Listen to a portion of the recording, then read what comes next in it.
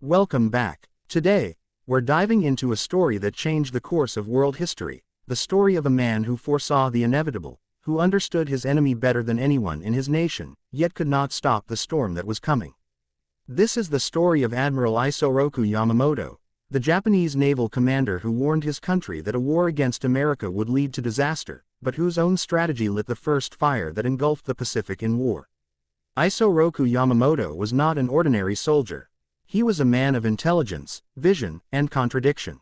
Long before he became Japan's most famous admiral, Yamamoto spent years in the United States, studying, observing, and learning the very system he would one day fight against. He attended Harvard University from 1919 to 1921 and later served as a naval attaché in Washington, D.C. During his time in America, Yamamoto walked through the factories of Detroit, watched automobiles roll endlessly off assembly lines, and marveled at the sheer scale of industrial production. He understood what many of his peers in Japan refused to see, that America's strength did not lie merely in its navy or army, but in its factories, its oil reserves, its endless manpower, and its ability to turn steel, fuel, and innovation into unstoppable power. He once said privately that if Japan ever went to war with the United States, the best outcome they could hope for was temporary success, and that the longer the war dragged on, the greater the disaster would become. But by the late 1930s, Japan was being pushed into a corner. The nation's expansion into China and Southeast Asia had provoked strong reactions from Western powers. When the United States placed an oil embargo on Japan in 1941, the empire faced a choice: retreat from its ambitions or strike first before being strangled by lack of resources. The military government chose war. Yamamoto did not want this war. He knew it was suicidal to fight an enemy with such massive industrial capacity. But as a loyal naval officer, he followed his duty.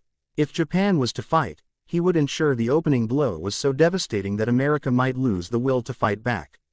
That belief led to the conception of one of the most daring attacks in history, the assault on Pearl Harbor.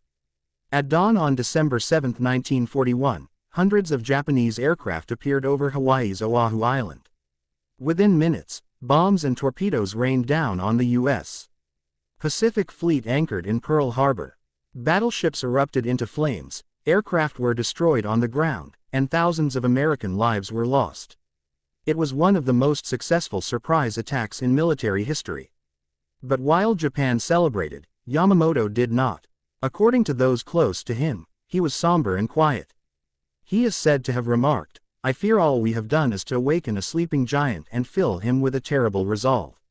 Whether he actually said those exact words or not, they capture his true understanding of what was to come. Because the United States did not surrender. It roared to life. Within months, its factories were producing tanks, planes, and ships at an unimaginable rate.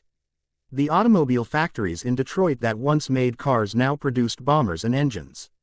Shipyards on both coasts worked around the clock. Women filled the workforce, replacing men who had gone to fight. It was an industrial revolution turned into a war machine. Japan could never match this. Its limited resources, its dependence on imported oil and metals, and its smaller industrial base meant that every plane, every ship, every bullet was precious. The war that Yamamoto had predicted was becoming a test of endurance, and Japan was running out of time. As commander of the combined fleet, Yamamoto led Japan's naval